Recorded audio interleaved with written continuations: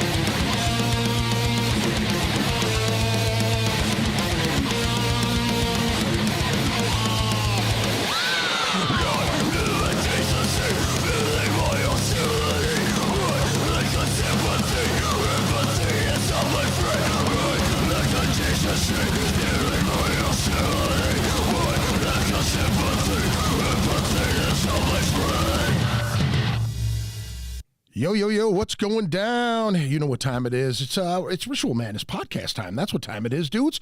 It is Friday. It's colder than shit outside. We just had like a cold snap kick us in the dick last night. Like 13 below when I woke up this morning. Not fun by any means. And then working outside in this garbage was horrible. This whole week was just crap with the cold weather.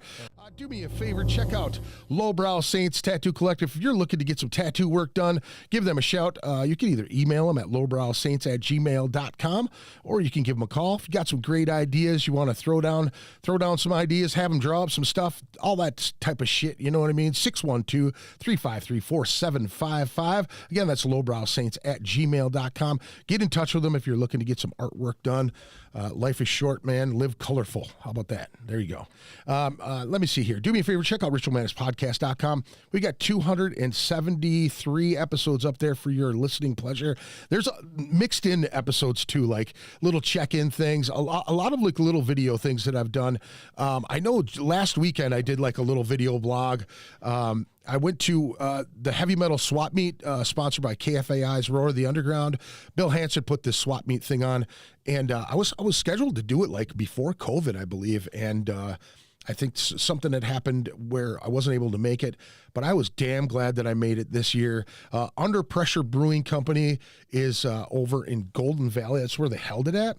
And it was a fucking fantastic spot, man. And when you walk in, the room is very like medieval style, where they've got a lot of antique stuff here and there, like antique furniture, round tables, cool chandeliers. They got like a little couple armored cats in this little deal, and some really cool fireplace. And their beers, they had like 25 beers on tap, and they were all very delicious. I think I had like 9 of them. Not all. I had like flights. I had like 2 flights, and they came on a little baby sword. It was fucking pretty awesome. Oh, yeah. And they actually have a flight of 8 pints too. That's like $60 or some shit. But their beer is super strong. I don't think they have a beer under like 5% or some shit like that. So they're all real strong, and they're all real tasty. So I had a great time. It was really, really fun.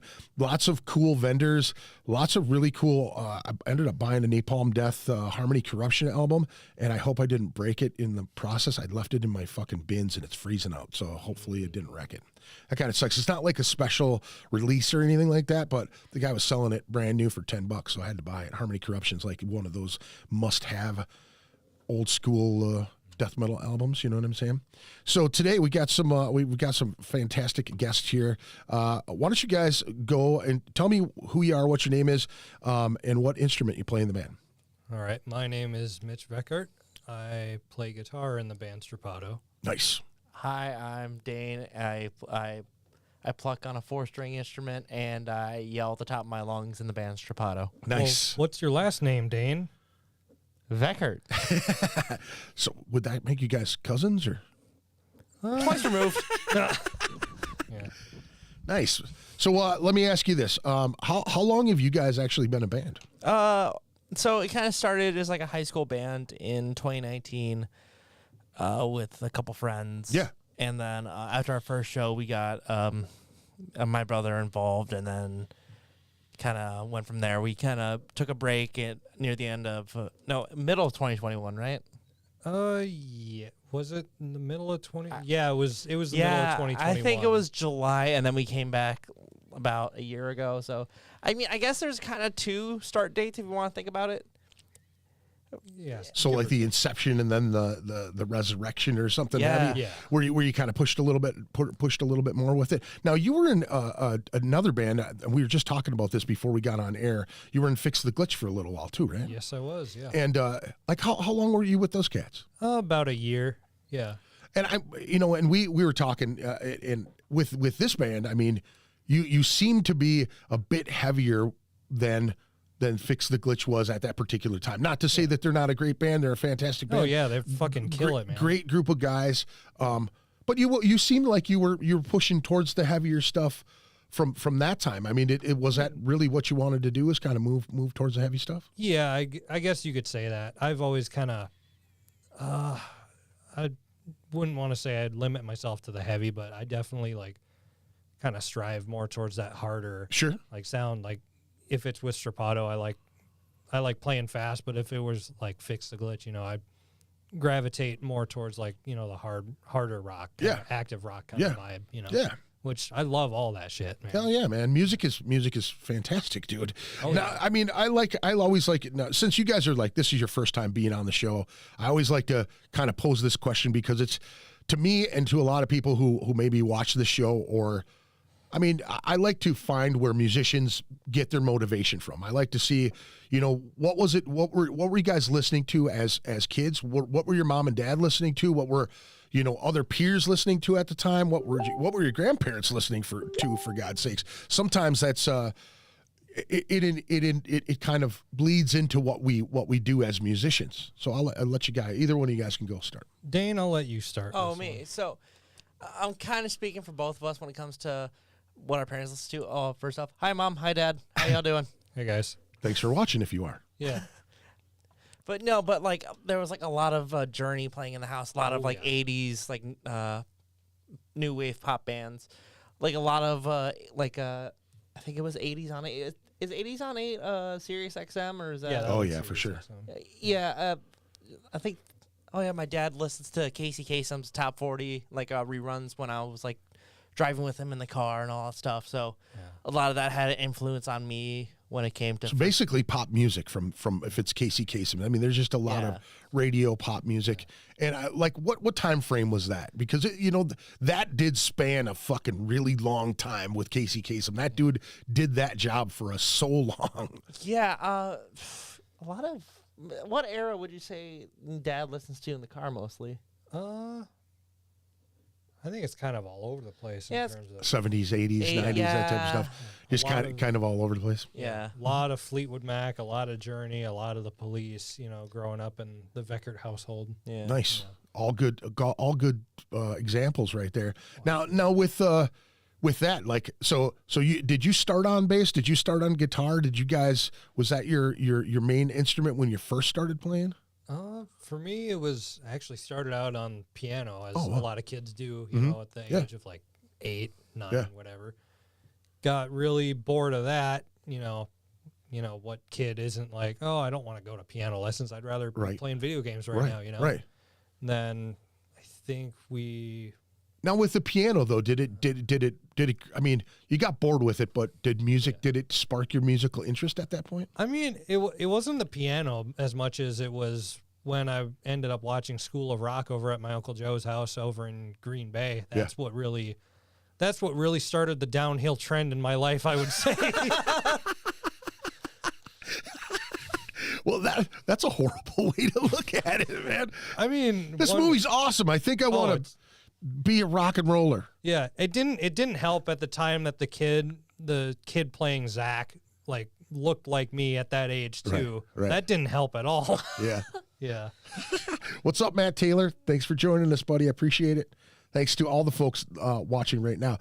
Do me a favor. If you're watching on Facebook, you can go over to the YouTube channel and you can actually comment and interact with us via the chat with something with Facebook and the restream stuff. It's kind of a goofy transition, and they don't transmit between the two.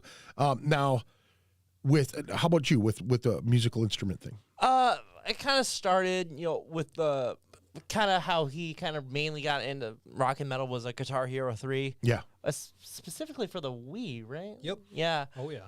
So that kind of started my downhill trend. And then Mitch started a band called Deathmark, and I wanted to play in his band. Shout out to Clint Van Ness and Cody Larson. There Love you guys. What's up, fellas? Yeah. And then I remember, I think I might have to dig through some old Facebook photos, but I remember there's this photo of like a crowd shot of us at the garage in the lounge stage. Oh, was that after my first show with those guys? Yeah, I remember getting up on stage. I remember doing it just in this obnoxious yellow T-shirt. I remember that very vividly. Yeah. So I guess that's what just kind of started. It was wanting to play with you, and then I think you had a bass, and then I kind of plunked on that. Then then we had that drum kit that I kind of plunked on. Yeah. And then I got a guitar. Sure, Mom and Dad are really glad I got rid of that. Oh, the drum set? Yeah. And then I got a guitar, plunked on that for a little bit. I remember trying to learn Tool Song and rage quitting on that one. Well, you know what? I got to give mad props to your mom and dad, because I know how difficult that it had to have been to have two musical kids in the family that are wanting to just play something and get out there. You know what I mean? And for parents to endure that type of stuff, it's tough. And then to be able to kind of allow you to keep going with it. You know what I'm saying? You haven't grown out of that yet? Are you sure you want to? Look at these guys. Most rock and roll guys, they get strung out on something, and you know what I mean? I don't know if I want you to be a rock and roller, that type of stuff. There's a lot of parents that don't allow that. So big ups to your parents for that. Yeah, stuff. Thankfully we didn't get hardly any of that growing up, and no, not really figuring out what we wanted to do. Yeah. I mean, I guess staying mostly sober kind of did help, kind of steering. I don't know where I was going with that, but you know what I mean. I do. It's a good point, Yeah. Yeah. Yeah. Well, if you can stimulate a child's mind to unlock that puzzle. Okay. So like if you see your kid really enjoys music and you can find that instrument that really sparks them to do something, it is more of unlocking that puzzle than it becomes, you know what I mean? You hear about a lot of great musicians that lock themselves in a closet and say, I'm tired of being made fun of because I only play Smoke on the Water every, you know what I'm saying? And then all of a sudden they come out a year and a half later and they're like this a magical guitar player or, you know, whatever instrument you can put in that space. But it's, I think that it's badass that parents, you know, take the time and allow to inspire, let their kids inspire themselves too. You know what I mean? And run with that dream. That's the best thing. That's what I was trying to say is good ups on your parents there. You know? Yeah. Now with the rock and roll stuff that you're hearing from your folks and stuff like that, what was a band or something that like pushed you guys to a heavier, because obviously your brother's a little bit older than you, I take it. Oh yeah. So he's going to inspire what, you know, and kind of, you know, nudge you in, dude, I found this band, you got to check them out. And you're like, either you're really going to love it or you're going to go, you know, and you might, you know, find like a subgenre from something that you may not have even liked. You know what I mean? Yeah. Like it happens all the freaking time. But so what are some of the bands that you guys gravitated to and then kind of pushed you towards the heavier part of it? Oh, Metallica, easily. Yeah. Yeah, I would 100% say Metallica. Now, which era though? Which did you get into the Load Reload Black albums? Which ones did really stick out to you? I remember kind of tying back to Guitar Hero 3. I remember during like the last section of the game, they actually had a One by Metallica. Yeah. And I guess that was kind of my first exposure to Metallica. And then we got Rock Band, and that had Enter Sandman on it. So kind of that And Justice for All Black Album kind of era. Right. Yeah. Yeah. Yeah, I would say that kind of the same thing for me. And like back, you know, when you're like 12 or whatever, and in 2008, you know, I hesitate to say don't know any better because I'm a fan of all eras of Metallica. Sure. Like the first Metallica CD I ever bought was, you know, Reload, because, you know, I'm 12, 13 years old. Sure. Like, diving down the rabbit hole of heavy metal music, you know, and I'm like, oh, Metallica, fuck yeah, let me grab this, you know. Right. Pop it in, and I'm like, I like these songs, you know. And I think Now, how long did it take you before you wanted to go backwards in their catalog? Because a lot of people, you know, they'll say, okay, well, you get old heads like me where they're like, yeah, old Metallica. And I mean, I talk to people now that are you know, just past the Black Album where I just stopped. I was like, yeah, I can't do it. I wouldn't even say it was really about, you know, finding it, or like not finding, but like I wouldn't even say it was really about, all right, let me see what older stuff they released, you know, because this was kind of back when like YouTube was really starting to like crop up, and I was really like into the guitar thing and whatnot. Sure. And I guess I was watching like kit builds, like people building guitars from scratch. And Right. there was one video of somebody building a Ken Lawrence Hetfield Explorer replica, and the background music was Master of Puppets. And I'm like, oh, this is cool. What album was this off of? Oh, that song's on that album. Awesome. You know, oh, that Trapped Under Ice. What album's that off of? Oh, that's Ride the Lightning. Cool. Whiplash. So you Fuck kind yeah, of like organically, you kind of found things organically. Yeah. I know with my daughter, I think that's like, she'll pop up with some old funk stuff that I'm like, where the hell did you hear this? Oh, I heard it on Shrek.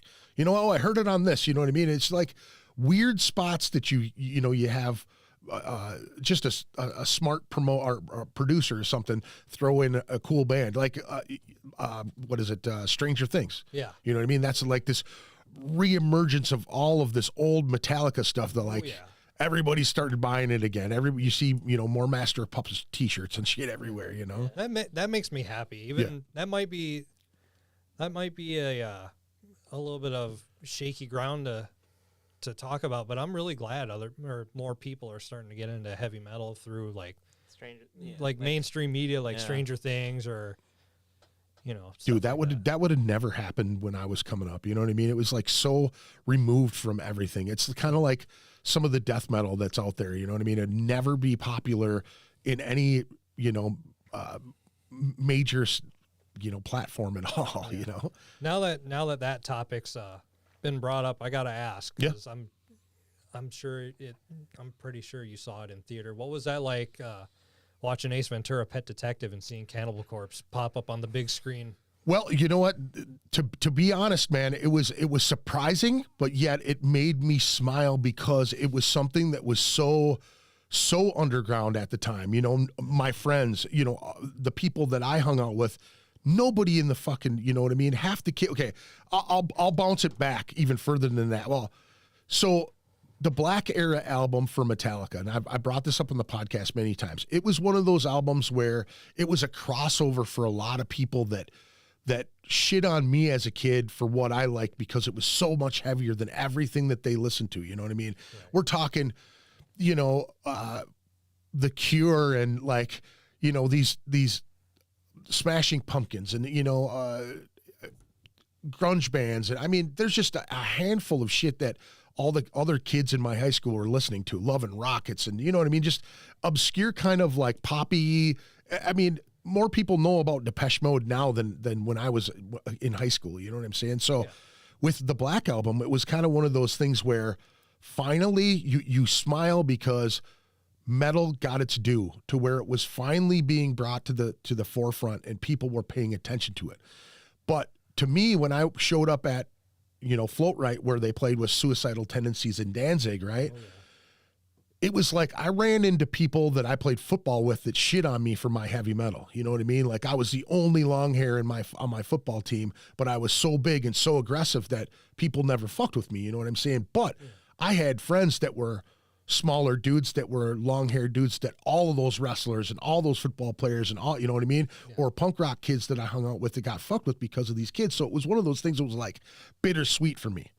I love to see the fact that metal is being pushed to the forefront, but at the same time, there were a lot of people that I was like, motherfucker, you're jumping in this shit because it's like, it's mainstream now. Yeah. You know what I mean? So it was kind of one of those things that I didn't like. Like I hated that album to begin with, but then, you know, it grows on you. And there were some really fantastic tunes on that album, you know what I mean?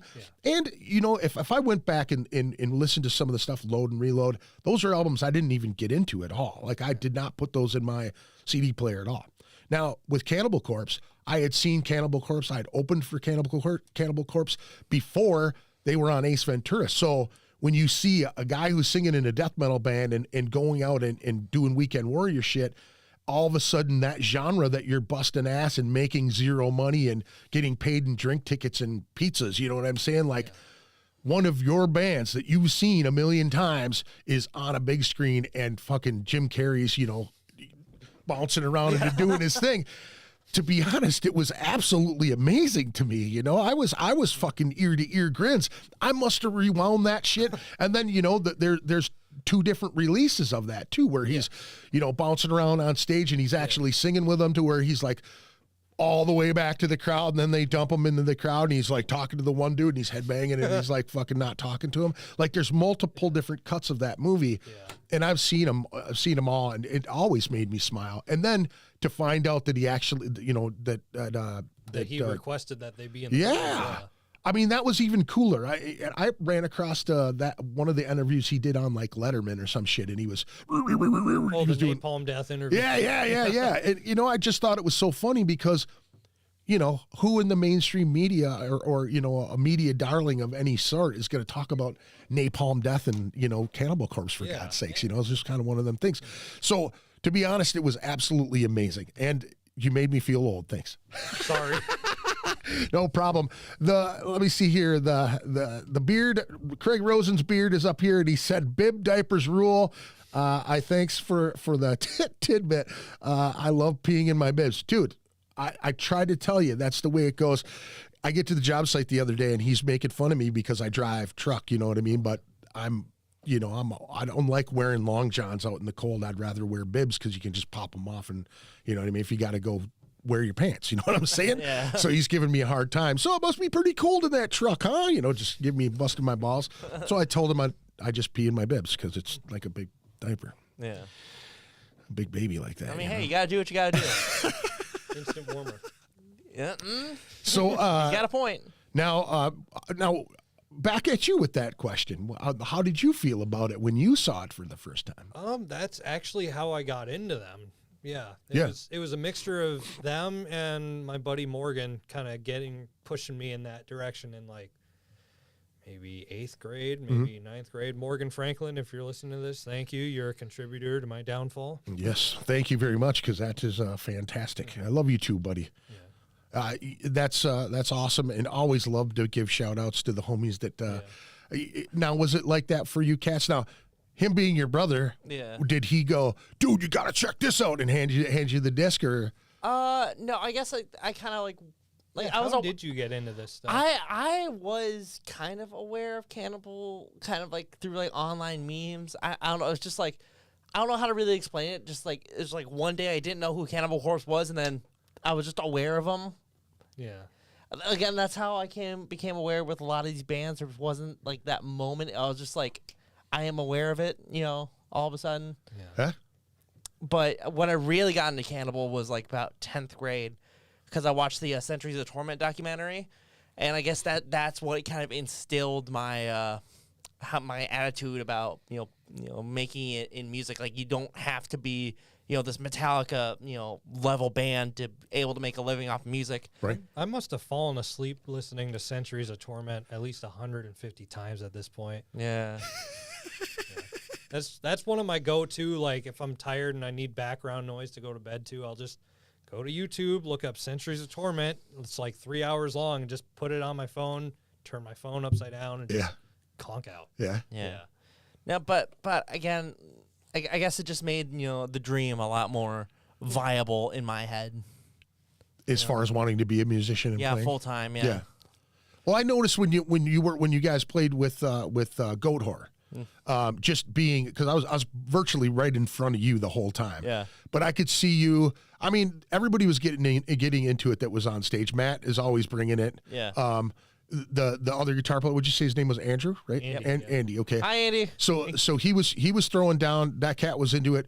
Vocalist seemed a little timid, but he was at points. It was like when you're a younger musician, it's one of those things that if you're into what you're doing, you eventually fall into that point where you're just into it, where you can't. It doesn't feel like you're putting on a, like, you put your leg up here and kind of it's not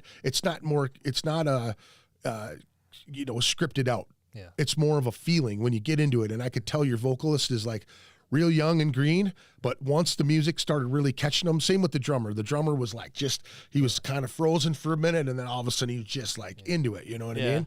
Didn't Jake just get his wisdom teeth taken out a week before that, too? I think.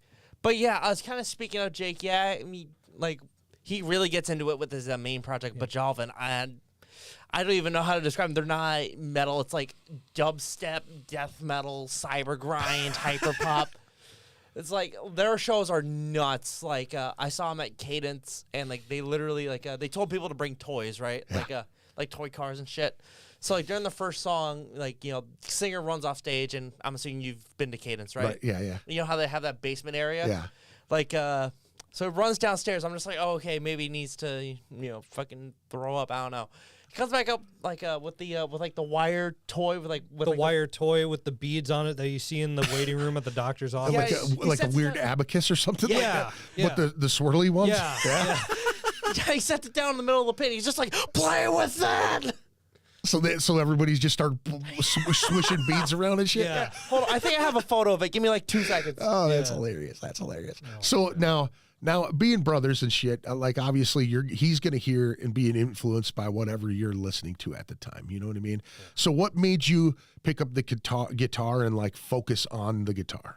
Well, like I said, prior, School of Rock was kind of the first push, and then playing Guitar Hero 3 and then seeing Slash in there, he's got the Les Paul and whatnot. That, I think that's what really solidified it for me, because he's just this like mythical being, you know. It's like this tall, and he's got the hair and the top hat and the sunglasses. He's just this bad looking motherfucker, right? Yeah. Oh yeah, here's the photo in question, by the way. That's hilarious. Show it to the thing if they can see it. That's hilarious, man. That's awesome. Adam D, owning your position in the band. Once the music starts, everyone gets lost in their own world. That's how everyone loosens up. Brother, you know exactly what you're talking about. Memes, man, that's how you introduce That's how you introduce bands to younger generations. Yeah, you know what? That's really how it is. Oh my God, look at that, man. Sean Jensen, a local legend, my fucking man right here. I think the China Balloon is bringing Dorothy and Toto. Okay, I'm not sure what you mean by that. Explain it, Sean. I appreciate it. Thanks for joining us, guys. I appreciate it very much. We appreciate it. Thank you. Very much appreciated. Yeah, so I suppose, you guys are influencing each other when it comes to music. Now, are there certain things that maybe you found and turn your brother on to? Do you guys like swap discs and, you know what I mean, dub each other's music? Is that one of those things, or you like downloads, anything like that? Yeah, he's been getting me into a lot of these like hardcore death metal, like the new wave of like death metal that's been going on, like 200 Stabloons, Sanguisuga Bog, Frozen Soul, Undeath, Creeping Death, Sentenced to Die. Yeah, like a lot of those like two-steppy hardcore bands. Yeah, nice. Like death metal hardcore. Nothingness, I forgot about them. Oh yeah, can't forget about them. Local homeboys. Yeah, for sure. Those guys, they do pretty good around here, man. Yeah, that's fantastic. So, do you guys have shows coming up? I think I have one. Dane, one. this is a you question because you pay more attention to that. Well, now I've got one up on the screen right now, and that's February 17th at the Red Carpet in St. Cloud with Corsair, Torment, Exquisite, and your band. Yes. Now, have you guys played the Red Carpet before? We have not. This is our first time in St. Cloud. Oh, nice. Yep. Well, make sure you guys get. Now, is this your next show? Yes. The 17th? Awesome. So February 17th, the Red Carpet in St. Cloud, $10, 21 plus show. Again, with Corsair, Torment, Exquisite. Now, are they still a three-piece? Do you know? Yes. They are still a three-piece. A bombastic, fucking, well-dressed three-piece. That was the last time I saw them. They had, like, top hats on and suits and shit. He actually works with one of them. Oh, yeah, nice. It took me by surprise, but I work with Tyler, their drummer, at my current job right now. Yeah. And that dude's a brutal ass drummer, too. He's a good drummer. he's a funny guy. He's got a lot of stories. Yeah. He's got a lot of stories. He's a silly dude, man. Yes. Yeah, they're good. They're good cats. Well, if you can make it to the Red Carpet, man, go check these guys out. Do you have any other shows coming up? After that? Like I said, Mitch, if you want to slide out of frame here, this is my territory. Do we want to go chronological order? Yeah, I'd say let's go chronological order. Okay, so March 4th, we are hitting Mankato in the What's Up Lounge with The Rising Plague and Solar End, a new band from Brainerd. Yep. Yeah, I wonder. Not actually a new band. It's all the guys from Cobaloy, but they just changed the name, and I think a different drummer actually. So, and I think they're a minus one guitar player from Cobaloy. Okay, isn't Morrow from Brainerd too, or Marrow? Marrow, I think it's Marrow. Yeah, Marrow. I think so. Okay, but then we're going to the Caboose on March 11th with Evernorth, XXE. Sorry if I'm mispronouncing your name. Souls Death Cult, Wakefield, and Your Last Breath, and then we're hitting Madison for the first time. Nice. Yeah, hopefully third time's the charm with out-of-state shows. Where are you going in Madison? High Noon Saloon with Yotuma, Doublespeak, and Ego Death. Nice. I think I just shared that a little bit ago too. Yotuma, if you haven't had a chance to see those guys, I know I've heard that they're virtually like any of our bands here. They play all the fucking time, which is again that can be a pain in the ass. We talked about that before the show started. But my friends in Milwaukee said that Yotuma plays all the time. I just got to see them at the Mark Philibrandt Memorial show at the Underground, and they were fucking awesome. They're a damn good band. I really enjoyed those cats. Yeah, now we get to play in their home turf. Hey, Wayne P., what's going on, dog? Good to see you, man. Mike, main stage or Keller are you guys playing? Mike just asked. I think it's the main stage, I believe. I think it's the main stage because, like, if it's the Keller Bar, it's down. Yeah, they announce at the Keller Bar normally, right? Yeah, I believe so. So the red carpet's upstairs part of it, right? I don't think I've ever even been to the Keller Bar. It's downstairs, right? It's like a small fucking room. I've only seen the exterior when I went to go see Andy when he was going to St. Cloud State. So I know it's a cool venue, and a lot of people do frequent that place. I mean, it's a fun place. That's what I've heard. Yeah, it's a fun place. So well, fucking A. You sounds like you guys got a lot of shit coming up. Yeah, we got some more to come too. More to come. Check back on an announcement February 6th.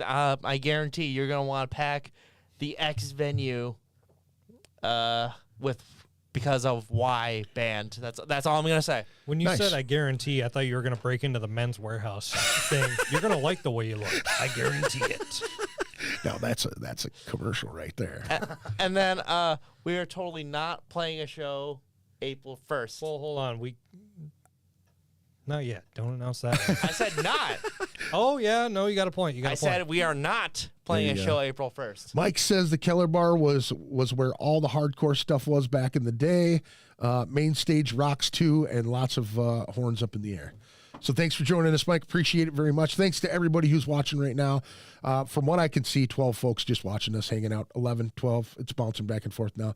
Thank you very much. Again, if you want to ask questions, go ahead and throw a question in the chat, and I'll shoot at these guys and hopefully get you some answers. Now, I have said this year has been one of the biggest years for tours that have been popping up, man. Yeah, Milwaukee Metal Fest comes back. I mean, that is absolutely insane. Dude, that lineup is so ridiculous. With more bands to be announced, too. I know the first one was like, what, 40 bands or some crazy shit from the very get-go? Oh, yeah. And all, like, heavy swingers, man. Yeah, thanks for asking. Hopefully, thanks for asking. I'm not sure what that is, Jack, if you're shooting me something here. I'm trying to pull up my calendar here. So I've got like 3 kajillion shows going on. Also, thanks for sharing all of our stuff, by the way, on Facebook. Thank you for sharing. Yeah, no problem. Hey, man, that's kind of what I do, and I've been doing it for a really long time. So if I see it, and if I don't see it, if you see my feed go by and you don't see your flyer in there, dude, send it to me. Like, just throw it up on the fucking on my page. We'll send it via carrier pigeon. I don't know. Oh man, I think that was an old joke. All right, there we go. The Milwaukee Metal Fest.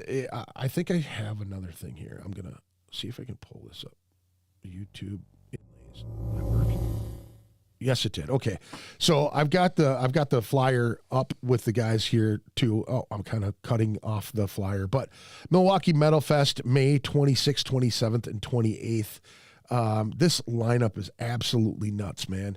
Lamb of God, Anthrax, Suicidal Tendencies, Napalm Death, Dark Angel getting back together, the Black Dahlia Murder continuing and keep going, Obituary.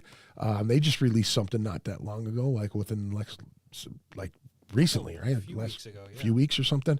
Shadows Fall, Dying Fetus, Corrosion of Conformity, After the Burial, Fear Factory. I can't fucking see that. Oh, Halo Effect. Oh, yeah, there you go. Halo Effect. That would have totally fucked me up. Immolation. If you have not heard the last Immolation release, that is a fantastic release all the way through. Crowbar, Terror, Violence. That is one band. There's like a handful of bands on here that I would really like to see. Goat Whore, I just saw them. Misery Index. Those guys are fucking phenomenal every time. Broken Hope, I haven't seen in a long time. Gate Creeper, I have not seen yet. Yeah. I really hope that they have a side stage without a barricade specifically so I can stage dive during Violence. That's what I'm having my fingers crossed for. That's Maybe get your hair caught in the headstock of Phil Demel's guitar. That is a life goal, and I'll tell you what, man. If it's at, and I think it's at the Eagles Ballroom and the Rave, right? Oh, yeah. That's where it's at. Yeah. See, now I remember when Jack Koshik actually moved that. I think it was 03, maybe even before that. I know that my band at the time played in 04 with a bunch of crazy bands at that. It was like one of the last ones that he did. And it was at a totally different venue. And if you've never been to that part of Milwaukee with the Eagles Ballroom and the Rave, it's a fucking nasty part of town. It's like blocks away from where Dahmer killed all those people. It's like right down the street from there. Yeah, yes, it is. I was just gonna say that. Like, wait, isn't that kind of close by where Jeffrey Dahmer? Yeah, dude, it's like within 6 blocks. It's crazy, crazy fucking close. Yeah, we all went over there in '91. Deicide was playing. We all went over there in '91. We're all standing outside that apartment building. Oh wow, it's absolutely nuts, dude. Absolutely nuts. You're just hanging out at a place that, multiple people were disintegrated in a tub. You know what I'm saying? Yeah. I actually, me and a few friends actually went and saw Mayhem Fest at the Eagles Ballroom over in Milwaukee back in, I think, 2015. That was the last year that they did that. I was with Slayer, King Diamond, and Hell Yeah being the main. Oh, nice. Main attractions. Yeah. And that's how I found out that if you show up to a show early enough, sometimes the road crew will ask you to help out. Oh yeah, that happens quite a bit. And I think it happened a lot more back in the day. Is Tom your dad's favorite coworker?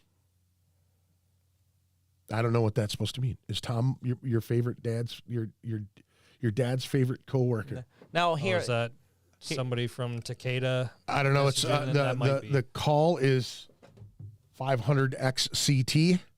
I don't know who that is. If you want to ask again and kind of explain yourself on that one, I'm not positive. I now have to ask you: is Tom your favorite coworker, Mr. 0500 number? Beautiful. Maybe. Yeah. Maybe. Now that's what we call deep thinking. Yeah. With Jesse. That's With Jesse Ventura. Hey, let me tell you something. Yeah, dude, that's the shit. Carcass released. They're coming here with what? Municipal Waste and Sacred Reich. what was that? Sacred Reich too. Okay, yeah, Sacred Reich. Is that the one that also is that Creeping Death or Black Braid? Yep, no, that's opening that one. Creeping Death, I believe, is opening Black that Braid one. was Dark Funeral. Yeah, That's right. That one too, Dark Funeral Show. Like all these crazy fucking tours are just popping up everywhere, and it's like, I man, got tickets to all of them. I know you do have tickets to all of them. Jesus, Almost all of dude. them. Yeah. I need. I'm waiting for my actual first paycheck for my new job before I completely just splurge on these tickets, man. Yeah, there's so many. I've got something to say though about. I mean, I'm not complaining at all because it's rare that we get this many awesome tours. Yeah. But do they all have to be middle of the week? Well, that saves room for you guys to play weekends. You know what I'm saying? That is True, true. It's not- yeah. You know what I mean? The day after when I go back to work for all these is going to be brutal. Yeah. I'm to the point now where it's like I just tell people I don't go out on school nights anymore. You know what I mean? Like it's really difficult for one good thing though is a lot of these tours have earlier doors, so they're it's done by 10 or 11, which is manageable for me to get home and get some rest as long as I'm not in the pit the whole time. You know what I'm saying? Nice healthy 5 or 6 hours of sleep. Yeah. Well, I mean that last Amon and Morse show when with Carcass and Obituary, and Cattle Decapitation. You went to that, right? I did. Yeah. That was a good show. That was brutal, man, and that pit was churning pretty damn good. Yeah. I know my buddy Jake Schultz. Hi Jake, if you're listening to this, but shout out to Agony Reigns, Motion Mosaic, Mall, Clasomaniac. Didn't he fucking chip his tooth that show? Yeah, I was about to say that. Yeah.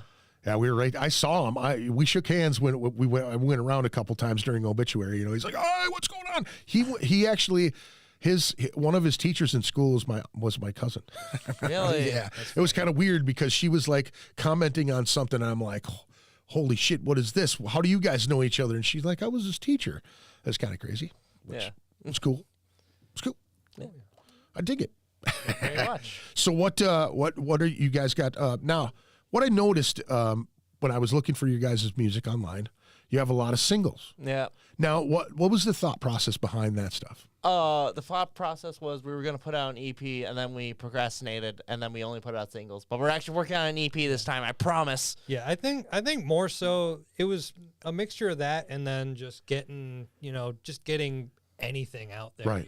Right. Just getting the ball rolling. Well, and I want to say like 5 years ago, there was a couple bands that were around town that were really on that train as far as like hyping their bands. They would release a video or they would release a single and then release a video for that single, and they would ride that a lot of times. And I know in the day where you'd store up all those songs and then go cut a cassette, and you're running those around for a while, and then you play a bunch of shows, and you kind of get into that process of playing a bunch of shows and not writing a lot of material. You know what I mean? You're just trying to keep it out there. Where I could see singles and just keeping your name in people's in their ear by having something release every few weeks, you know what I mean, or every couple months even before you, and even incorporating those 3-4 singles that you're releasing into the EP or into the full album that you're doing, when you release it. Like, okay,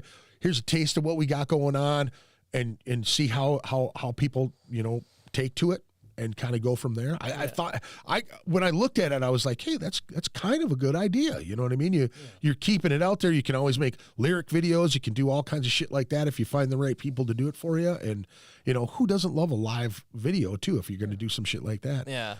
Have you guys looked into doing anything with 1459 Studios? They have that where they record the songs, and it's fairly cheap. I think they do like 3 or 4 songs for $250 or something, and it's like multiple camera angles, and it's all right in the studio, and it's fantastic video. It's from Dave Rabin from God, what does he call it now? Ruby Glass or something. Yeah, I think so. Yeah, he does good work. Yeah. He's a phenomenal photographer and videographer. Yeah, I no offense to Will or anything, but I kind of like forgot that they did. There's no offense or anything. It's just a lot going on. Well, you know what? They have a lot of stuff going on, and I think that some of that kind of they were pushing it real hard for a little while during the whole COVID thing, because it was one of those things that like you could, as a band, if you can go in there, say you haven't even released the shit yet, right?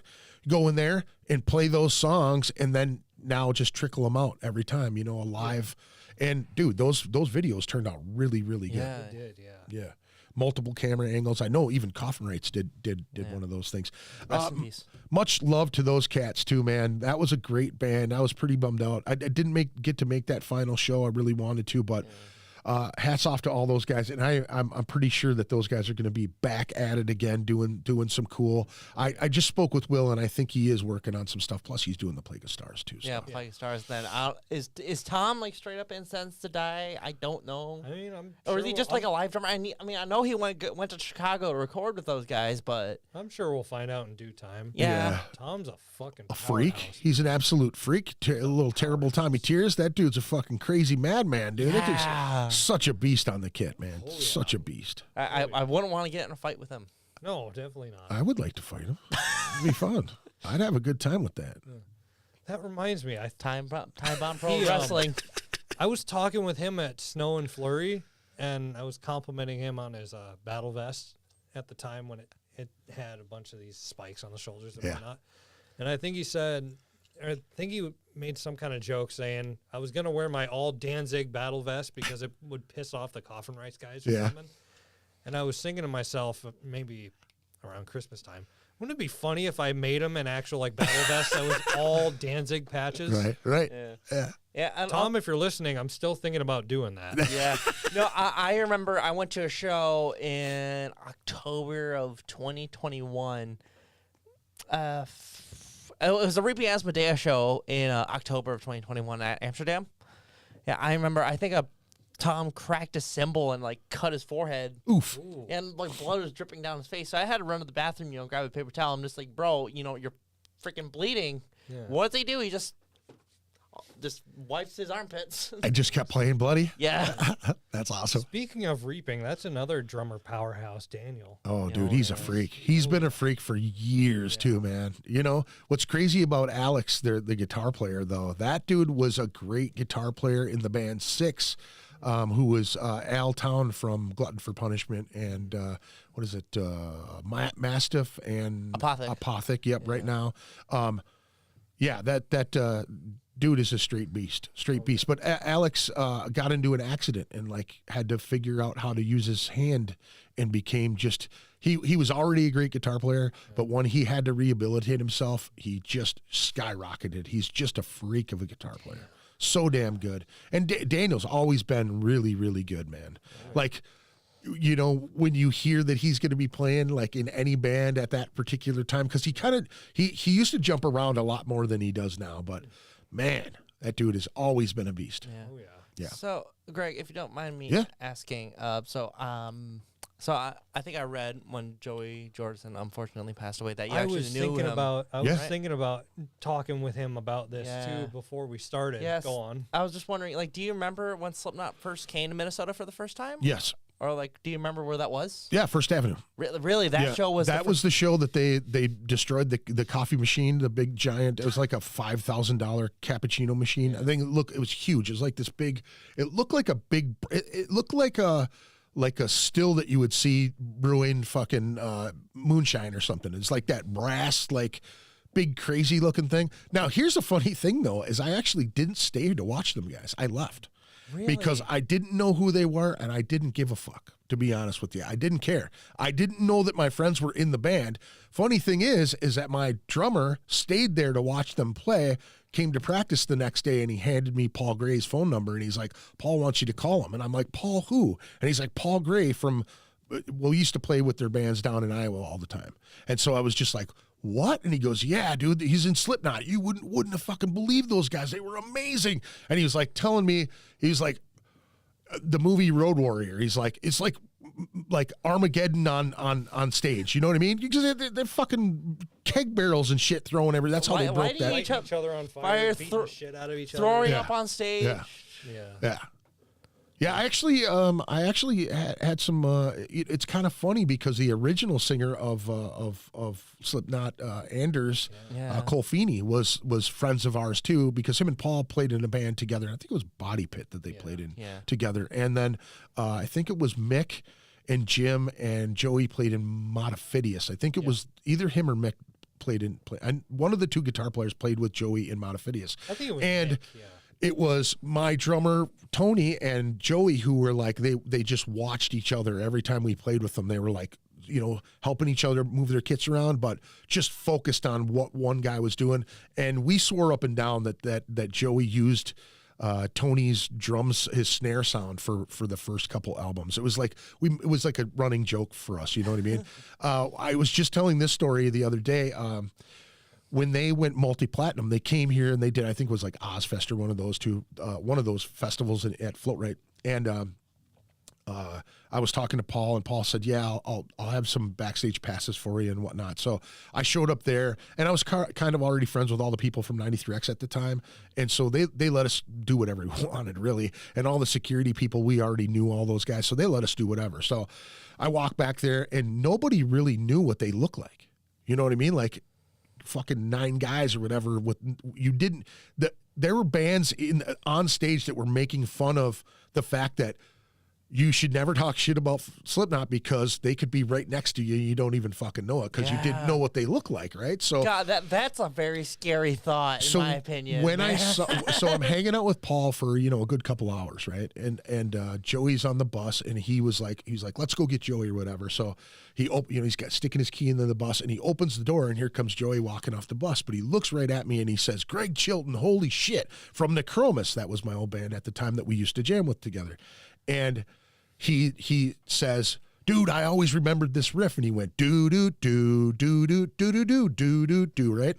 So when we were down in Iowa one time, one of the guys in one of the two bands was talking to my guitar player Jay about taking the phone book and opening the phone book. Now, you guys know what phone books are, right? Oh yeah. It's like everybody in your fucking town phone number right there on the thing, right? Yep. So you just point at a phone number and then you play it on your fretboard.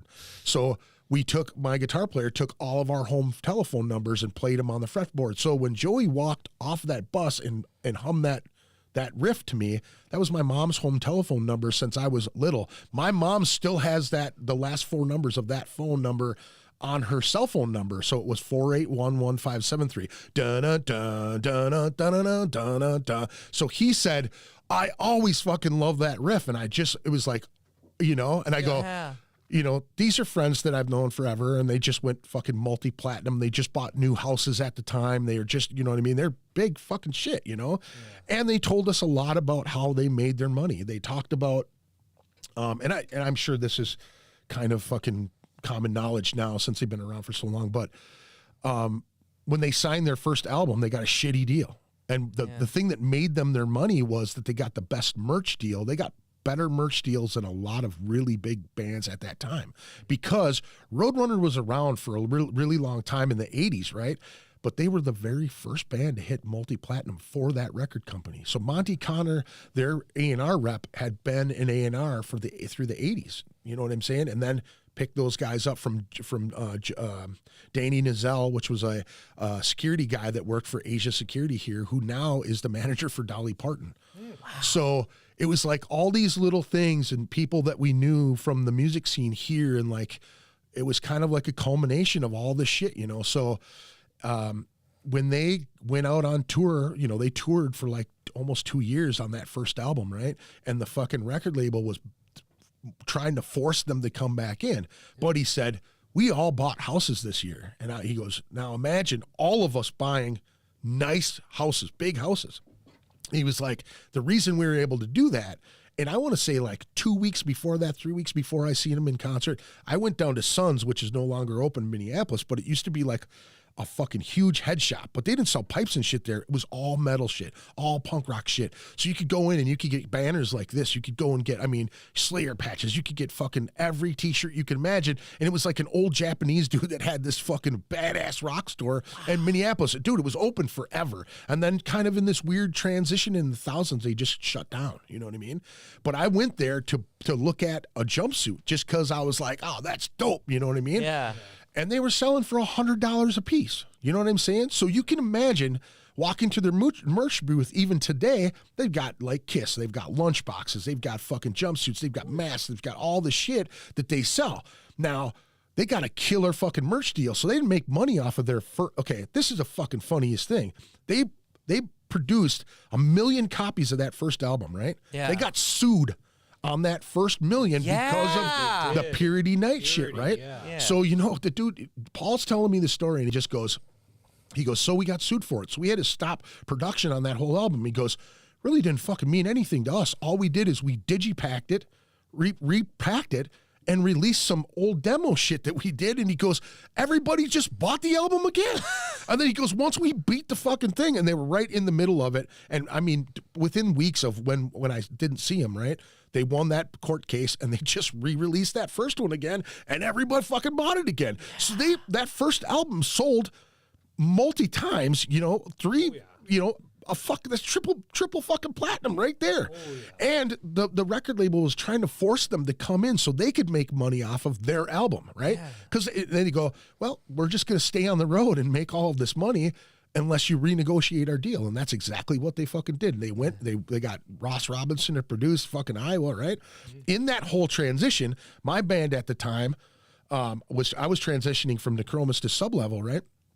And Danny Nizell flew in people from Sony for us to do record showcase.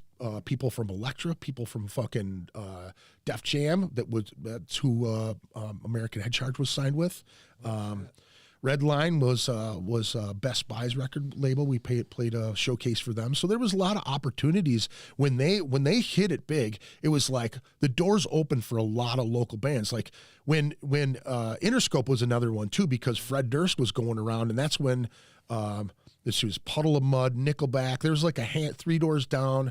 There's like everybody was looking for those bands that all sounded the fucking same. You know what I'm saying? Like one label had, I think it was Roadrunner that had fucking Nickelback at the time too. So they scored huge with those guys again. You know what I mean? Multiple times with those guys. So you can imagine Slipknot kicked the door open for Roadrunner to become this mega fucking label. You know what I mean? Slipknot walked so Nickelback could run. Yeah, really. That's pretty much how it is. It sounds silly, but that's how it was back then. And even though I do have my opinions about Nickelback, but we'll get to that one later. Yeah. We can agree to disagree on that. Yeah. Oh, so one likes it and the other one doesn't? Or appreciates it, I wouldn't say. Or is it actual like? I mean, I've seen them multiple times, right? Once. Once, I've okay. got a soft I played with spot them. What's that? I played on a couple festivals with them before they were shit. giant, yeah. That's kind of neat. Yeah. Yeah, it's pretty cool. They were really like, they were kind of popping off when I was in middle school, so I'll always kind of have a soft spot for them, you know. Why not, dude? You know what people gonna make fun of you because you like something that they don't fuck them. Yeah, I don't fucking care. Yeah, dude. Well, who cares, man? Taste is subjective. It's always one of those things too, man. When people say, "So what's your guilty pleasure?" and it's like, "I like Justin Bieber." What are you gonna say about it? You know what I mean? Like my daughter loved it when she was a kid. So it's like you just play it over and over. It's like, how many times have you seen fucking Finding Nemo? I've seen Finding Nemo like 8 million times, you know what I'm saying? And I'd still watch it. Same with Up and all, you know what I mean? Wreck-It Ralph and all of that shit. I saw all that. All the Nickelback hate was totally unfounded. I will die on this. I agree. Right on, Mike. Go ahead with your bad self, dude. I appreciate it. If I'm being completely honest, I'm just kind of going along with it. I'm just kind of going along with the joke, but... For the meme. Yeah, for the meme, but I don't know. Just in my opinion, Nickelback just really didn't really do something for me. Which is understandable, That's dude. fine. That's totally fine. But I will still crap on you for it out of love. All right, here we go. Adam D says, "Young gentleman, forgive me if forgive me if this question is bold, but I was curious. Where do you get your ideas from? Where do you get your inspiration from? Thanks for that. Thanks for that question, Ed. I appreciate it. That's a good question. Dane, you want to start? They just kind of pop in my head, if I'm being honest with you. Yeah, that's kind of that's kind of how it'll happen with me too. Like with the next song that I'm gonna play. You know, I was this was back when I lived in Burnsville. I was I think you and Andy were over at my apartment at the time, and we were watching Exodus live at Vok in 2008, where they would where they played Strike of the Beast. You know how they did the big wall of death for that, and I think it was that riff that was playing under Gary's solo in that video that just kind of gave me an idea, and I just kind of tracked it out, and I'm like, shit, this is cool. Let me keep going, you know, and I'll draw inspiration from like maybe I'll hear a riff while I'm at work listening to music or something, and then I'll mishear it, and then I'll rework it or something. Yeah, and then rework it, and then I'm like, oh, okay, like this isn't spot on, but it's similar. It's in the same vein. Yeah, exactly. Yeah. And then I'll try and morph it into my own idea, and then run from there with that. Yeah. Yeah. How about you? Same same type of thing. Yeah. Just like how Lack of Sympathy kind of came together. It's just like I guess I was listening to Beneath the Remains on my during my shift. I was working at Fresh Time as a meat clerk at the time. That's right. You did write that before we moved up here. Yeah. So I think I got the idea on my drive home, went back and tracked it out, and now it's out there. Nice. Nothing wrong with that. Yeah. Don't you hate that though when you have an idea for a song and you still got 7 hours left of your shift? Yeah, that would be tough. How do you remember that stuff? What is there a trick that you guys do to keep those fresh in your head? Do you guys like murmur it on a phone? Do you kind of like make a note of it? Is there certain things? Because dude, I have straight up fucking pulled over on the side of the road and just jotted down something that just popped into my head. I'm like, I'm gonna fucking forget this in like 2 hours. You know what I'm saying? And I'm just going over and over and over it again. For me, when learning guitar, you know, I learned the fretboard, I think, well enough that I could just, you know, if I had a riff idea right now, I could just pull out a sheet of paper and with a pen and just write the tab out for it, and I'll just be able to hear it in my head right then and there. Yeah. Yeah, for me, it's kind of like, I don't know who said this quote, but it's kind of like if a riff is good enough, you know, it'll stick in your head. If it doesn't stick in your head after a couple hours, then it wasn't really meant to be. I think it was Kirk Hammett who said that. Yeah. Well, Kirk's full of shit, because I'll tell you what, man, if you can't get that riff out, because, dude, there's been so many riffs that you're like, this is not good, you know, and then it's just one piece that you add to that makes it just this epic thing. You know what I mean? Yeah. I mean, obviously he's made more money than I have and is way more successful than I am. So I can poo-poo on him all I want, but the truth, you know, the proof is in the fucking pudding. That guy is, you know, a millionaire, and I'm just some chump in a studio space talking shit on the internet. You know what I mean? So I'll take that. Yeah, but that's just kind of how I look at it. Like, if it's like truly kind of meant to be, you know, put down to pen to paper metaphorically, it will stick around. Sure. Yeah. You capturing those ideas is key. Now I know that Adam always likes to throw this one in the chat too when he's watching the podcast. Gear stuff. What are some of the gear of past and some of the gear of present that you have now? Like what did you get started with when you started playing your perspective instruments? Epiphone, Les Paul Jr., and a first act shitty practice amp. The old tried and true. Yeah. I had a Johnson P bass with what was that, a crate? Yeah, it was like a crate combo amp. Yeah. Now you have what you have what, ESP basses? Yes. ESP. Now they're jazz basses, right? Is it a P bass or a jazz bass? The one I currently main right now is a Surveyor 87. reissue. But the style, the body style is more like a jazz bass, right? It's more of a P bass. Okay. Yeah. I noticed it before because I was like, is he playing a P bass? And then I looked at the neck and I'm like, no, but it's very similar. Yeah. I mean, I have a blue one, like the was it? The PT4? Yeah, PT4, the Poncho Tomaselli. That one's kind of having electronic issues right now. That one's just kind of more of a keep at home. Bring that shit to Capitol Guitars and get it fixed up. Yeah, I gotta, but I'm kind of maybe eyeing to maybe get more of like what I call like a frontman kind of instrument, just something that's more like beefy. Yeah. Like there's nothing wrong with the Fender P bass. Don't get me wrong, but it's just. I don't know. This is just me kind of stroking my own ego, but I gotta have something that that looks like either like sharp and intimidating or like just big and imposing. Yeah. For those of you listening at home, he's in the market for a BC Rich bass. So if anybody's looking to get rid of one, hit him up. Specifically a BC Rich Ironbird. There you go. Yeah. But there's also this. I think. Have you heard of the band Rising Force? Yes. Yeah, I think their bass player is selling on some of his basses, and he has this ESP Phoenix 1004 painted white. That's really sick. Here, I can pull up a picture, Mitch, if you want to. If you want to talk about more about gear, just give me like 2 seconds. Yeah. So where are you going now? What are you using these days? Right now, I'm running with an orange PPC 212 open back and a Kemper powered head. Nice. Now this is the head that Rob Carlson gets a ton of shit for.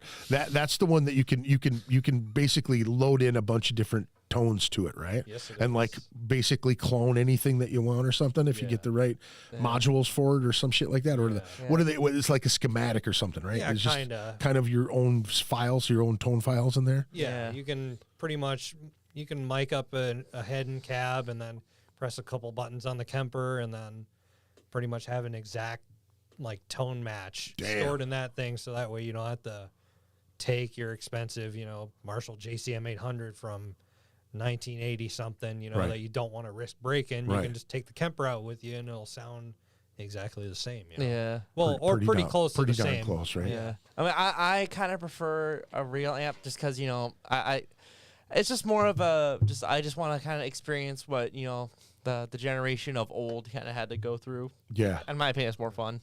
I think those tones sound richer to me too. Yeah, and they just kind of respond differently too. Easier to dial in tones on a real amp, I find, compared to like an amp model. Yeah. Sure. Oh yeah, this is the bass in question. I'm maybe looking at. That's a sick bass. Yeah. Yeah. Those fuckers are really front heavy though, man. I think. I don't know. I haven't played that one, but I know that fucking the Thunderbird or the Thunderbirds or it's a Thunderbird style, but yeah. I had one for a little while and I didn't care for it. I think I would have had to move the front nut for it. Yeah. Just to kind of shift it. It just every time it wanted to tilt down. You know what I mean? And neck dive. Yeah, neck dive. Big time. But amplifier wise, I'm running a Mesa M6 carbine. That's what it's called. Yeah, and then I'm in the market for a new cabinet. So, yeah. Looking for some good shit, huh? Yeah. W4s are not W4s. W2s are coming in. So nice. Yeah. You got to do that stuff, man. Yeah. Remember, kids, pay your taxes. Yeah, pay your taxes. Make sure you get a good paying job so you can support your gear habit. Exactly. Now, you guys just recently added 2 new members to your band as well, right? Yes. Steven and Josh. And Josh from Defiled Sacrament, right? Yes. So how did that come to be? What was the catalyst to that? I mean, because you guys, well, I know that, and we talked about this before. Like Andy ended up stepping down shortly after the Goat Horse show, right? No, after our show in Burnsville. Okay. Yeah. And then, just stuff wasn't working out with Logan. Logan, we still love you, by the way. Yeah. Just schedules weren't really lining up, so we decided, let's just yeah. And then I think we got Josh in first, and then we kind of shot out the idea of like, hey, why don't we get Steven? It's just like as like a live drummer at like bare minimum, and now here we are. What's kind of crazy too when you have a dynamic as brothers, you know what I mean, and then you add 2 guys that are used to jamming with each other, and Josh is a heavy riff master too, you know what I mean. So those guys probably work fucking really well together, and throw it in the mix of it all. Yeah, it's a good combination. Yeah, really great personalities. Right, good along. dudes. Yeah. It really amplified the crackhead energy up by 2. Explain that. Let's not get people thinking that you guys are doing some shit. No. We're just hyper. We're just hyper ADHD human beings. Yeah. Right. Yeah. We are sober. Yes. There you go.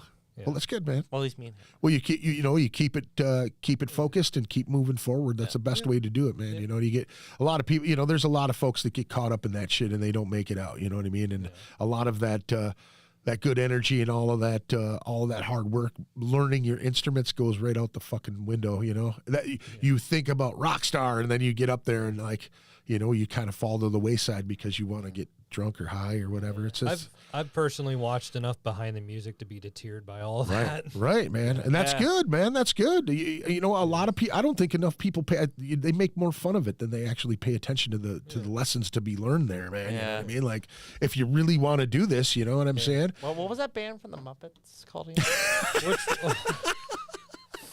What was it called? What were they called? I want to see a behind the music on those guys. Adult Swim's Robot Chicken actually made a behind the music. That's awesome, dude. For that band. No, it was Family Guy. They did a cutaway bit with what was that band called? Do any of the people in the audience, do you know what the band from the Muppet Show was called? I cannot remember. It's something. I cannot remember it. Wasn't it Electric something?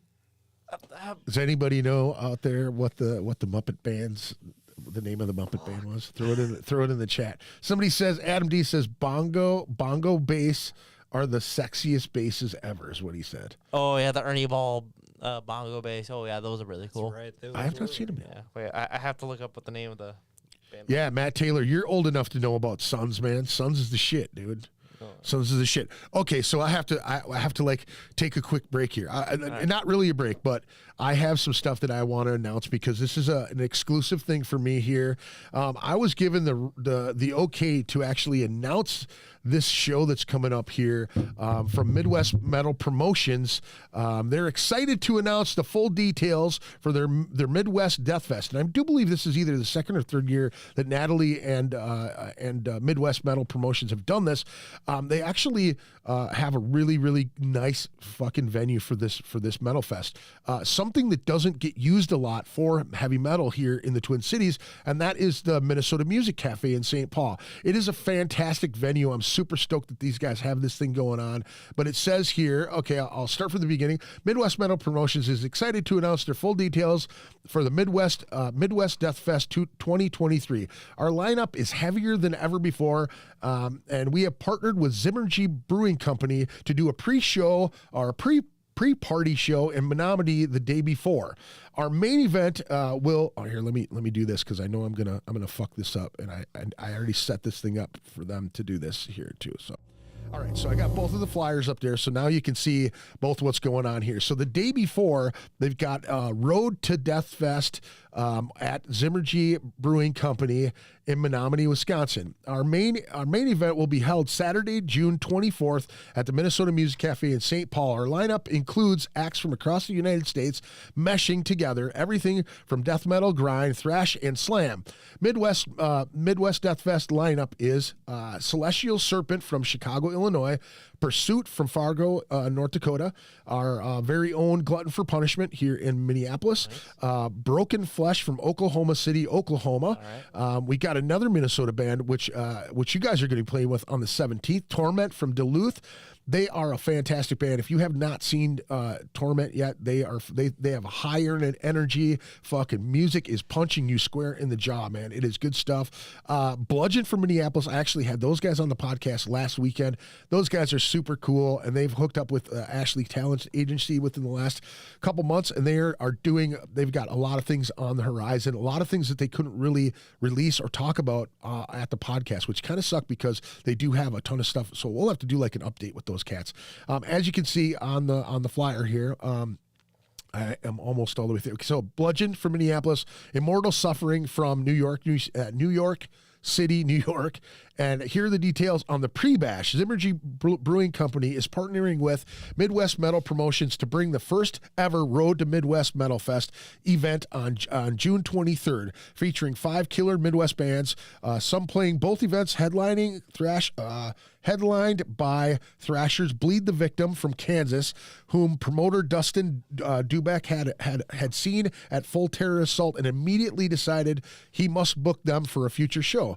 Joining Bleed the Victim will be Midwest Death Fest bands Pursuit, Deterioration, and I'm just going to stop right there. If you have not seen Deterioration, I'm going to say this and make myself look even more stupid. These guys have been around 20 fucking years, and they celebrate that on April 1st here in Minneapolis at the Caboose. Deterioration has been around 20 years. I saw them for the first time 3 years ago in Sioux Falls, South Dakota, and all of my friends that were at that show were like, "Where the fuck have you been? Underneath a rock?" Dude, Deterioration is one of the premier grind bands in the world right now. These guys fucking blow doors. 2-man fucking powerhouse show. They are fucking fantastic. I absolutely love those If guys. I may interject, I remember at our show, playing with Deterioration. I remember during their set, their drummer got up and ran out the door mid-set. And Did he throw up? Yep. Yeah. Right in the middle of the street. What, now, wait, did he say anything about what he ate before the show? No. Okay. So this guy will set it up like that. If he doesn't give a shit, he'll throw up in the venue right next to his. So wait, so that's a recurring incident. Yes, we talked about it on the podcast. There's certain things that he can eat that when he eats them, he knows that he's going to get sick, and he'll just fucking plow through it. Just fucking throwing up. Yeah, he's a maniac, dude. Joe's an absolute maniac. All right, so back to this thing here. So again, Deterioration and Bludgeon is also on this one again. And they've got a band from Wisconsin as well, a groove thrash band called Bray Road. And I'll tell you what, Bray Road is a fantastic band. I've seen them a couple times in Milwaukee and in Madison. Their drummer is phenomenal. Metal Pete is a fantastic drummer. Along with the great music comes great beer and a good time at the brewery. Zimmergy is all about fun and listening to metal. Zimmergy Brewing is ecstatic to be working with such a crew in the Midwest Death Fest, and they are excited to play a part in help growing this spectacular event for the Minnesota area. And I really need to learn how to fucking read. Support the local scene. Cheers and stay metal. Stay tuned for the event page, and early bird tickets both are coming soon. They are releasing this to the public tomorrow. Natalie actually allowed me to do this. So again, the 23rd is going to be the road to Death Fest, Midwest Death Fest, and that is at Zimmergy Brewing in Menominee. I've heard great things about that place. I heard the beer's fantastic. I've heard it's a great place to play. They support heavy stuff. The following night is Midwest Death Fest, and that is at the Minnesota Music Cafe in St. Paul. Again, it's a very, very cool venue. They do a lot of blues stuff there, but the stage is huge. They got great lights, and they've got like great seating where there's like a pit where you don't even have to be in the pit. It comes up to like stadium seating where there's like a row of tables around the pit, and then it goes up to stadium seating with tables kind of there, and then it has 2 rows to kind of go in between around there. The sound booth is up there. They've got a great smoking patio and all that other shit. So it's a really good venue, and it's really too bad that they don't do enough stuff there. Yeah. But it is 501 Payne Avenue. Is that what it says? 501. I can't see that shit. Okay. 501 Payne Avenue in St. Paul, 21 plus. It is $20 tickets in advance, 25 day of the show, 5 p.m. start for the Death Fest. And then let me see here. Doors at 6, $10 in advance, 12 at the door, 21 plus for the day before the road to the Death Fest. Sorry about that. Go ahead, buddy. Go ahead. I'm gonna miss out now. Damn it. What happened? He's not 21 yet. Oh, you know what? I bet you if you knew the right people, you'd be able to figure out a way to get into. He'd be just a couple weeks shy of being able to attend. Yeah, I know that. See, that's what sucks even more, right? That is the cruel joke. Oh, that's awesome. But maybe next year. Next year will be our year. Well, maybe you guys can play it. Yeah. You know what I mean? Yeah. We gotta get cracking on that EPK, man. Yeah. We're slacking. Fucking bug Natalie. I'm sure she's always looking for great bands. Electric Mayhem. That's what it fucking was called. Electric Mayhem. Electric Mayhem. That's what Mike said. Thank you, Mike. I appreciate it. Dr. Teeth. That's what that guy's name was. Dr. Teeth. Thank you. There we go. All right. Like I said, I want to see it behind the music on those guys. I think they made one, didn't they? Yeah, Robot Chicken made a skit out of that. That's awesome. No, Family Guy did too. That's awesome. Yeah. Well, yeah. I mean, that was a hell of an announcement. Thank you, Midwest Metal Promotions, for allowing me to do that on the podcast. I appreciate that so much. And also, I wanted to do one more if I could. Let me see here. Visceral Reaction is having their CD release party March 4th at the Skyway Theater, Studio B. That's going to be with Maul. They're from what? Fargo, aren't they? Yep. Fargo, Moorhead area. Yeah. Yep. Visceral Reaction, Maniacal Force, and Infuriate are all on that bill. It is a special Saturday all ages show. Let me see. Your doors are at 6:30. Music is at 7. $10 in advance. Excuse me. 12 at the door. Get your tickets at skywaytheater.com. And I believe they should be up by now. Jack, are they up by now? I don't know if you're watching or not, but I appreciate it. In response to saying you can't read it, all the cool kids use reading glasses, Greg. Thanks, Danielle. Danielle, you got any suggestions for reading glasses? My wife just gave me some. I was trying to work on a drone of mine, and I couldn't see the fucking bind button. And I'm going, honey, can you see that? And she starts laughing at me. I literally, last year, was at a show. Mike from Semtex was looking at his phone. He didn't have his glasses, and he was doing the whole, like, all right, now I can see it. I was making fun of him last year. I kid you not. I hit 50 in December, dude, and my eyes are fucking going. I just renewed my license like a couple weeks ago, and I got in there, and the guy goes, "Okay, just push your face against that thing and read that the second line down." And I was going, "Fuck, here it goes." A, B, C, B, D, you know what I mean? And I'm going, the very last one, you know what I'm saying? The very last one is like, nope, that's a C. That's a C. And he goes, you got it. You know what I mean? But I was like, just, yeah, I felt like karma kicked me in the ass for giving a fellow old guy shit for going blind. You know what I'm saying? Yeah. So my wife hands me the reading glasses, and dude, how is your prescription? Is your prescription fucking strong or what? I want to say mine's like 20/50. Yeah. Something 30/50. I mean, I can, if I were to take these off, I could read that. That says Saturday, November 19th. Yeah. The Chilton Family Heavy Metal, you know. Now, so do you have problems seeing stuff up close then? Oh, no, it's more so seeing things further away. Oh, okay. Like, with these glasses on, I could see that says support local music. Without that, all right. It's just kind of blurry? Yeah. Yeah. Yeah, I'm getting to that point. It fucking sucks, man. Yeah. And I don't mind. I figure, fuck, you know what I mean? I've been around without having glasses for long enough. I could, slowly, gracefully. Yeah. Yeah, I think I lost my glasses at the dot. So. Whoa, wait a second. You said you're what? 2,400? 24.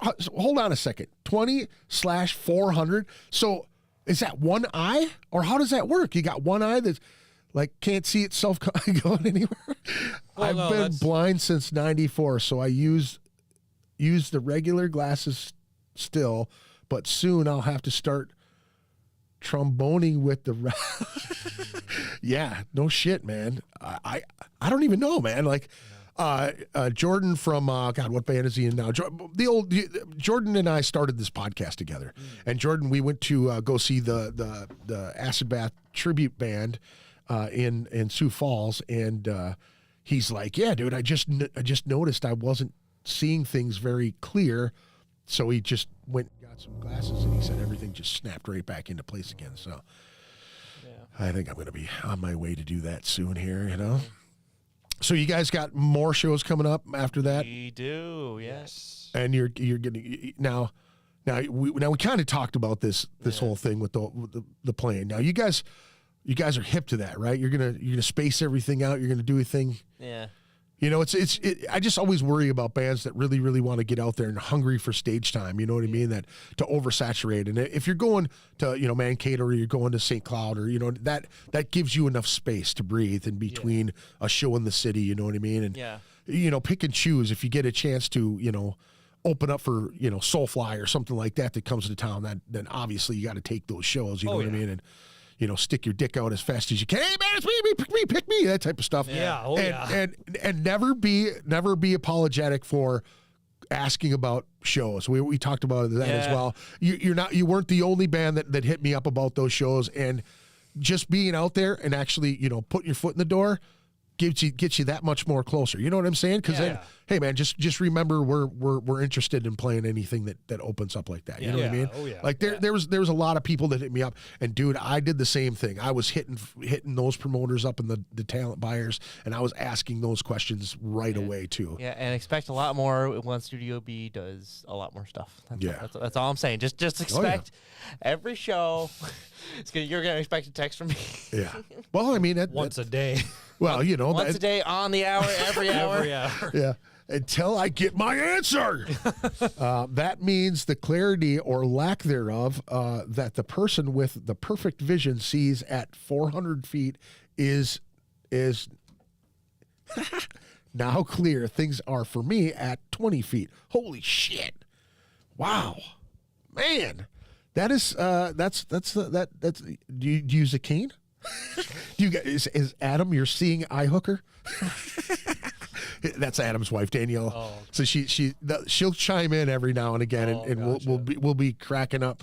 What was it the one podcast, Danielle? We were talking about farts, and there's like this. It was like this conversation between chats and farts, and it was pretty funny. It went on for a little while. We're giggling our asses off. So with you guys playing more shows, who have you really enjoyed playing with so far in the Twin Cities? Who are some of your favorite bands to play with? Favorite bands to play with? Oh boy, there's so many. I would 100% say Defiled Sacrament is one of my favorite. Oh, yeah, Defiled Sacrament, yeah. Semtex. And not just because we borrowed two of their members. Semtex is another great band to play with. Oh, yeah. Yeah.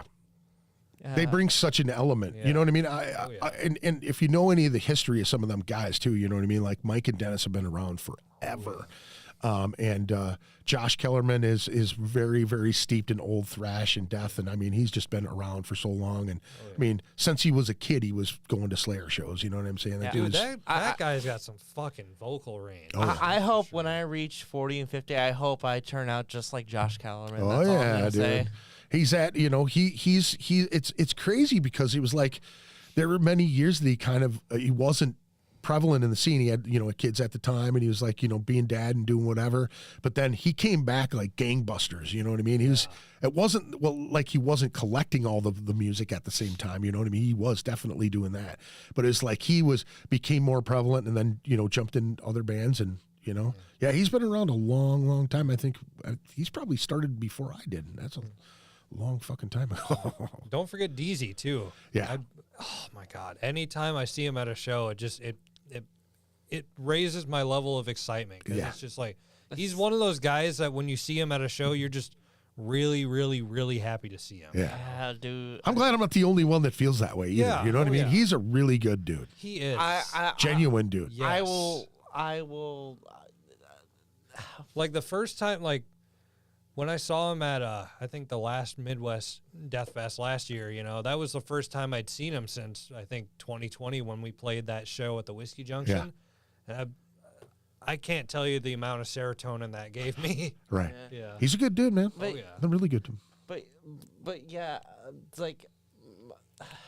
Dude, it's like, just man meeting is so that guy. awesome. I can't pick out the right word to say, but that man is I didn't even know him, and he was in a band with some unsavory cats at the time, and I didn't really know if he knew about all of the shit that went along with them. And I contacted him and kind of hipped him on some things that he didn't know about, and we became friends from that point on. I was just like, dude, I'm just concerned about the people that you're with. You know, he's like, I know what some of these cats are up to. You know what I mean? And and some of the stories he told me about some of those dudes were like, what? You know what I mean? Like, holy shit, you know? But it's crazy how people will mask their intentions with things just to move their bands forward and in a light where they don't look as bad. You know what I'm saying? It's kind of sad when you see people do shit like that. Yeah. But I'm glad that DZ ended up hooking up with the Kern boys, and it seems like a natural fit. Yeah. Too, Oh yeah. And adding Aaron to that mix too, man. Their other guitar player, Aaron Lematine, and he's a fucking beast too. Yeah. The guy with the crazy mechanical leg, Yes. the bio leg. Yeah. Doesn't he also play for Mastiff Yep. too? That's Yep. right. Yeah. Yep, he's a If sick any of the guitar guys player. in Semtex are watching, we got to play a show with you guys again Oh soon. yeah. Yes. Please. Yes, and I think everybody's going to be gearing up for this summer, man. There's going to be a lot of shit coming by, yeah. and a lot of shows to. I mean, obviously, there's so many damn tours coming through. I'm excited about a lot of them, but it does kind of tighten up the ship when it comes to everything around here. When you're trying to book a solid local show, I've had that happen at Lee's a few times where, you set up a really awesome show, and I think the guys from Sunless or I'm not even positive which band. It was one of the black metal bands that's around here. I think it was Sunless. But we had something set up and a major tour was announced and we ended up having to cancel the show. And it just kind of sucks when you're expecting it. And it's quite literally a dice roll because it is. Because you could land a pretty awesome show today and then Metallica comes through and then Right. you're Yeah. just And then it's like, welp, shit. Yeah, you rethink the whole thing. Yeah. Well, hey, can we just start the show after their show? You know what I mean? That was kind of cool about the Quest. That was something that we did multiple times at the Quest because they had the small room upstairs. You'd have a big show on the main stage, and then as soon as they were done, you just play for free up there and just try to sell as much merch as you can, or at least you're getting the name out. And like any of those shows, playing or closing the show with national bands, you know what I mean? The bar doesn't want those people to go home. If they can go upstairs and spend more money, they fucking love that shit. Yeah. You know what I mean? I think Station 4 did something similar to that too when that place was still open. Yeah, Where they that was a would good just- spot, man. Yeah, I missed good that spot. place. I was too young to go to Station 4, Yeah. sadly. Glasses to me. Okay, here we go. It was poop pictures. Sorry, my bad. Glasses get me to 2020, but when the apocalypse comes, I'm dead as soon as I lose them. That's like a Scooby-Doo episode. You know My what I mean? glasses. I can't see without my glasses. Yeah. Matt Taylor says, yeah, Josh is a good dude. Adam D has another question here. I think it looks like he's setting one up. He says, young gentleman, you will. Wait. Here, would you like to borrow my glasses, sir? Adam D You will says- learn who's full of shit and will take advantage of you. Keep your heads on straight and stick to your gut feelings about everything. You'll find out who wants to help you guys, and you'll find out who just wants to take advantage of you. You're absolutely right about that, Adam.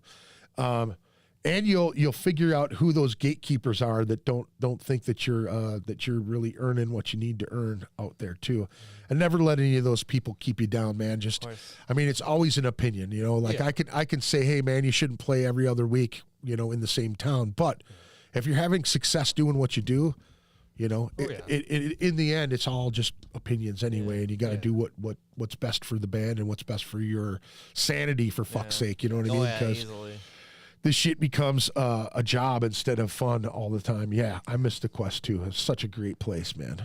Well, thank you guys for coming in. I appreciate you guys coming in and doing this. And I know you guys are going to be releasing some stuff here pretty soon too, right? You working on some stuff? We're going to start working on some stuff. Our drummer's currently waiting to get a new China. Yeah. Oh, shit. I accidentally broke it, Yeah. Yeah. Well, that's one little step. That's it, man. Yeah, well, good. Well, you keep me in the loop, man. If you got shows coming up, make sure I see them. I'll share them for sure. And yeah, man, we've got one more tune to go out on, and that is, what is it? Pile of Skin and Bone. Skin and Bone. Tell me about this one. It was the riff that he was talking about earlier. Yeah, that was the Exodus inspired riff that I was talking about earlier. And then I kind of came up with the song title. I watched the movie 1922 by Stephen King, like the story by Stephen King. It was on Netflix. And then is that how you came up with the title? I think it just sounded cool, but I think that drove some lyrical inspiration. Oh, so okay. yeah. Okay. Nice. I like that. That's good stuff. And the picture's really cool too. Yeah. Oh, yeah. Credits to Matt McGee. Yeah, and make sure if you guys get out to see these guys, your next show is the 17th of February, correct? St. Cloud. And that is the red carpet in St. Cloud. It is $10 to get in, 21 plus. Corsair is there. Torment, we just spoke about those guys. Exquisite.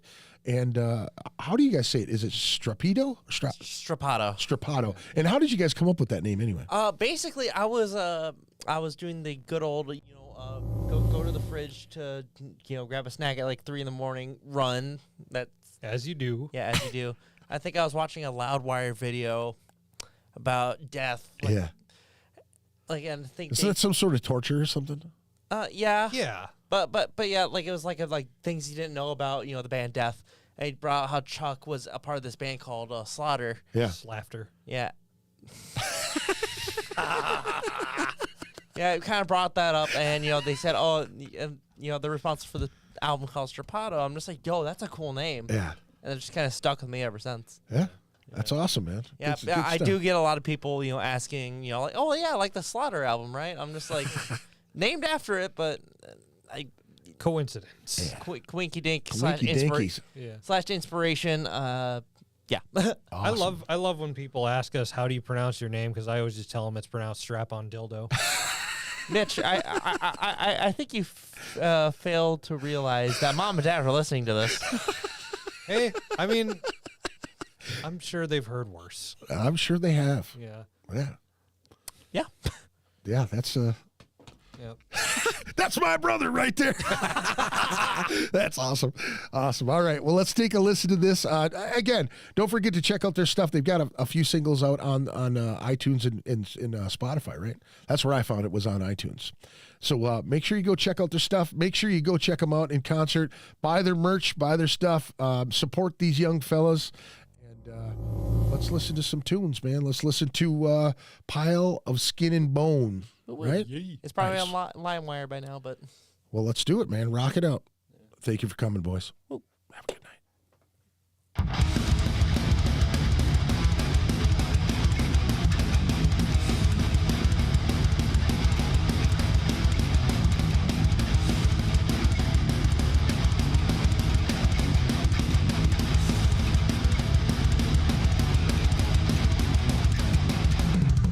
You turn you through the cold hard mud. You do not know what I have done. Your resistance made it cold. You only see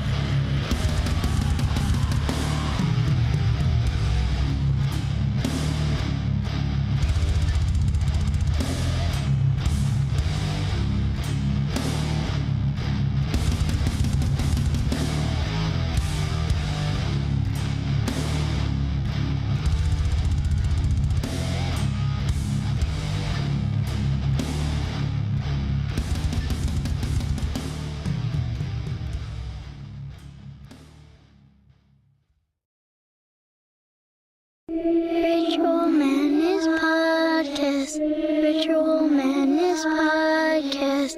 Ritual Madness Podcast.